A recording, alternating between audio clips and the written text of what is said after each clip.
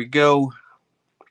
Welcome everybody to History Lessons. Tonight we have a very special guest, West Coast pioneer DJ Silky D. Thank you so much for joining me this evening.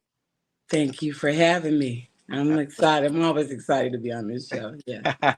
We're going to take it all the way back and then work up to 2025 to see what you have going on. I'm sure a lot of marvelous things. But for those who may not know, maybe have forgotten, can you take us back to where DJ Silky D was born and raised?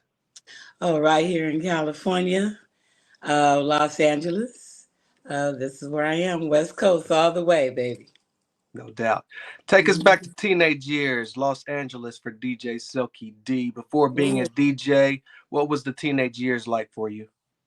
Well, 70s was the best. This is the love era. If you grew up in the 70s as a teenager, you know it's the love era. It's coming from the end of the 60s, right, of the civil rights action. And for that time, basically it was more seeing Battle of the Bands, um, a lot of festival concerts that were in the park, basically, more so, more community bound at that time. Hmm. And my activism becoming a Panther. Oh, wow. So as a teenager, I was a Black Panther. Shaka Khan and myself used to go to the meetings here at the Baldwin Hills Plaza next to Jerry Fox, and incredible. It to me just incredible honor and blessed to be around the originals. My cousin is one of the original South Central Black Panther, and Geronimo Pratt was his best friend.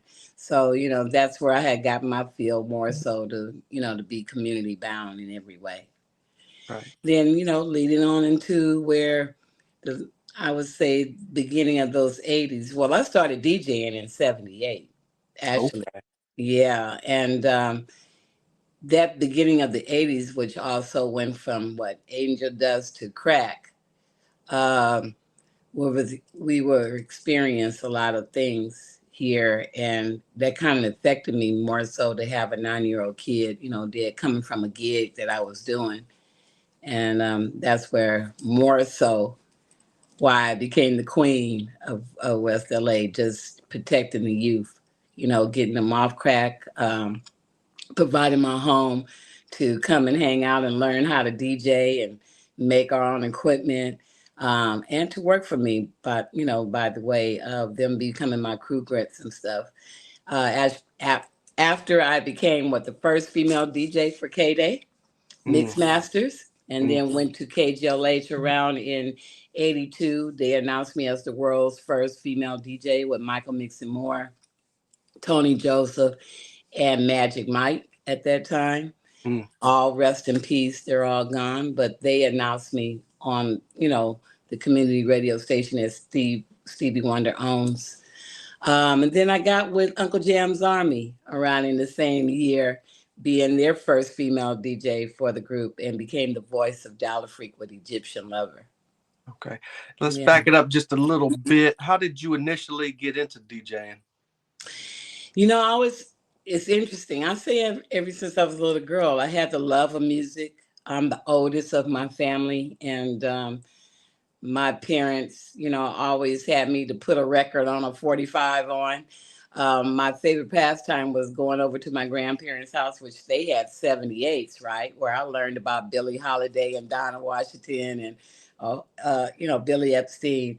And I enjoyed playing the music for them. Mm. Didn't realize that it would turn into me becoming a real DJ. When my time as a teenager, was pretty tough being overdeveloped. So I became tomboyish. That was my best way to, to avoid all the sexual harassment. Why not Right. beat the guys of their own game, right? So I was good in sports. Um, in dominoes, very competitive at the time. Even played football, just again, just to do just as good as the guys. And that turned into doing DJ battles. So Wow. I was going, and there was which he became my boyfriend later on. One of my best friends, Doug Brooks, is an original member of Uncle Jamm's Army. And he was really the only person on our block that had turntables and crates going up to the ceiling as well. And I used to go and hang out, and I started, DJing on to the wax. But I have to give the praise of learning how to do it, probably by DJ Reggie Reg, um, the Corn Man, which I nobody don't know who he is, but he was one also an original DJ for KGLH back in the day. Getting my feel of how to blend or how to transform, how to scratch. I would at least give the guys that, teach me that. And I used to practice every day, actually, as well as start becoming a part of the DJ battles that we used to do. And then Magic Mike said, you need to, he said, you need to quit playing, and he called me out. He was doing the club in Chauvenet in Beverly Hills, and he called me to come. Yeah, come on out here. I'm up here DJing, blah, blah, blah. And he put me on the spot. I didn't expect, right, to DJ. Right. And I'm a Sag, so I'm one that don't turn down, a challenge. And that's how my career started. Started DJing for Oscos, which is no longer here, of course. A lot of other clubs that I can mention, as the Red Onion, and then the Bitten Apple, which became my home base for Friday and Saturday night. So I was one of the highest paid DJs at my time. Wow. What were you Yeah. witnessing as far as the music scene earlier on? Um, hmm. Well, when I was DJing, it was definitely playing music of my time, which was the 70s and the early 80s, right? The fun, just fun music. Uh, when gangster rap came into the play more so in the 90s, and I don't have a problem, but by that time, I still wanted to stay in on this lane and just push. I definitely promote and push a little gangster rap, but not as much. I just feel that DJs are the Pied Pipers to the people. I mean, music is a way of life, and I would talk. If you play more music that was negative and about crime and doing, these type of things, then your environment tends to turn into that way. Right. So my parties was by that time, my daughter, I started her in the game at the age of 12. So she was immature as DJ. I managed her career until, of course, she's taking it on her own. But I managed her career with immature in B2K. And then the rest is history on my daughter, where she carries my legacy. Because I DJ every now and then, but I'm more so about the community. I'm a true pioneer of hip hop, right? Right. And I do, community-based events. I have became in 2015. They announced me as a global UN ambassador, hip hop ambassador internationally. So I'm globally known, and I take care of other countries besides here in the United States. Wow, that's awesome. Yeah, yes. I just say it's God's work. That's how I put Can you talk a little it. bit earlier on the equipment and your transition to different equipment? What were you using earlier on, and what did that translate? You know what I started with? I told Spinderella that because she asked me, "What were you playing on?" At that time, it was Gemini, Pyramid, and then I transferred over to the Techniques with the 1200s was the best, right? Newmark. That was my home base for me, basically, and I still have those to this day. Like Right. now, I have my Serato, my Rev 7, and I also have the little, I call it the little toy that the kids could be 3 or 4 years old and learn how to scratch and blend and stuff, because that's just way technology has turned into. I'm glad we've come back, right, Mm-hmm. to having wax. I'm glad wax is back, as well as how the equipment is changing back, Mm. to having wax, real wax, because Right. that's true to me of the art of DJing and Right. have that feel. And you definitely have to have skills. You definitely need to know your music, right? Right. You definitely need to know uh, other environments besides your own. Right. So, I mean, that's to me what makes I would say the longevity of DJs like ourselves, why we still stand, because of that. We had to do it back in the day and Right. not get caught up into our environment. So Right. they always ask, how did we last? Well, yeah, from the basics of, the training, doing it every day, as well as learning your music, right? Who were Mm. the engineers? Who were the producers? The musicians. I mean, we had that accessibility at our time, which they don't. Today's DJs don't. You can just load up, mix, get your mix, create whatever. I mean, it's still creativity, but it's not like knowing music, the history of music. Right. Uh, Yeah. Earlier on, you mentioned Uncle Jam's Army. You mentioned radio. What was first? Radio, well, the radio was, and K-Day was first before uh, Uncle Jam's Army. I Okay. done been through K-Day and KGLH radio wise as a DJ mixer, not a personality, to being on the stage and DJing with Uncle Jam's Army. Okay. Then from that experience, and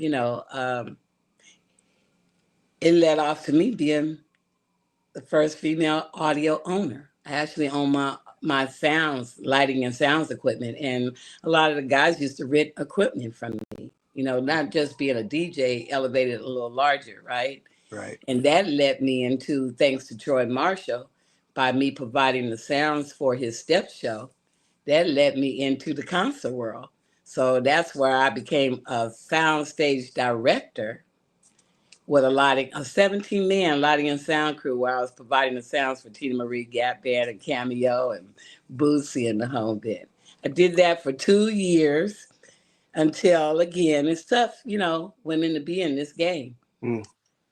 And I would just say, me refusing the cast and couch situation, I was good with it and just continue to do my activism and be an educator and an accountant for over 30 years. So I Wow. always say, don't quit your day job. Right.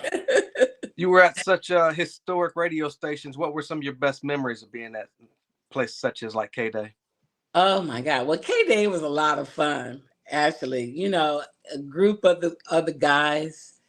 Um, during that time, we really, even for Uncle Jam's Army, you know, they respect me, and they treated me like I was one of the guys, like I was their big sister or their little sister. So a lot of pranks, a lot of just having a whole lot of fun and respect for each other.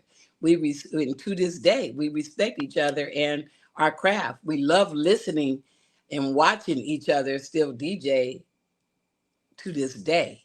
And we have a bond and a union, even though we're, have our own families and we're all separate, that you cannot take apart. That's missing, the union. Right. We had DJ unions. There couldn't be a promoter to undermine us or Swift if they did something bad. Didn't pay a DJ or low ball, whatever the case may be. That word gets out, they wouldn't be able to get no other DJ.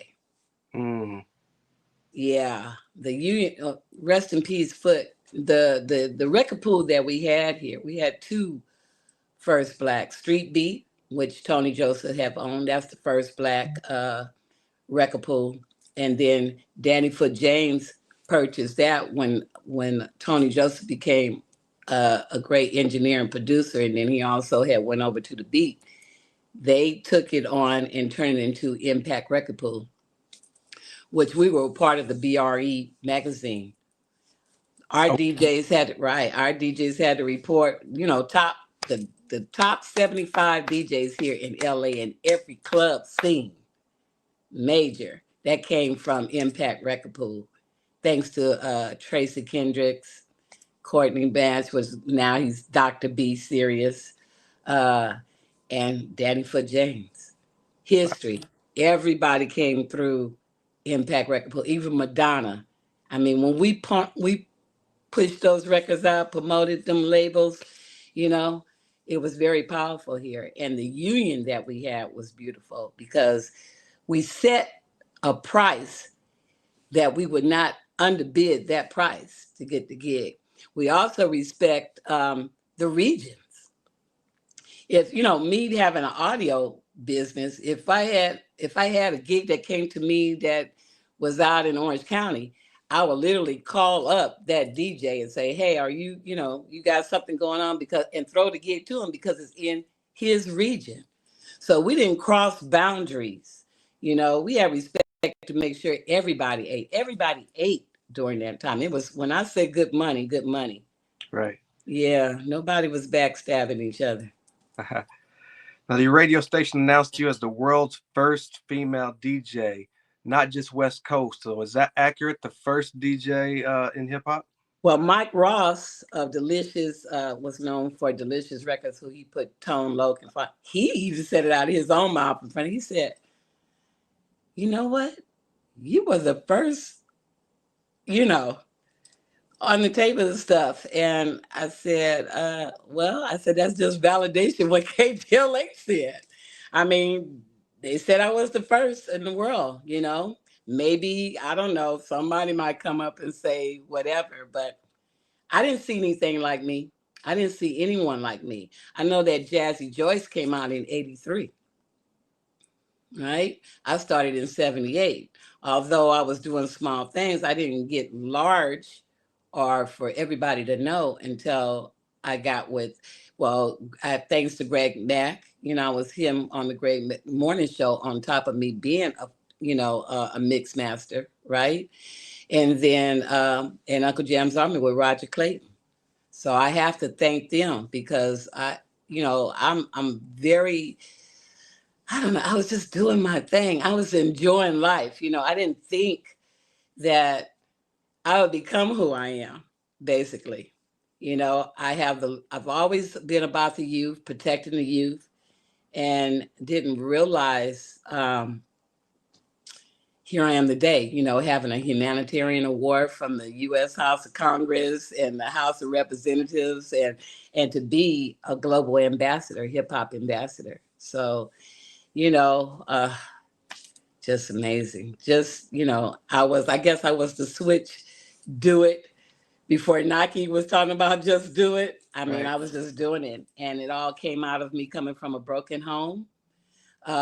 Just the adversities of what I was through as a female, Right. yeah. And it's just for me to, if my father, my mother had this model saying, just because you broke don't mean you have to look broke, act broke, and just happen that way, man. Right. Just You- happen that way. I'm almost tearing up, the Right. faith, yeah, the faith that I had of just not letting nobody beat me down, Right.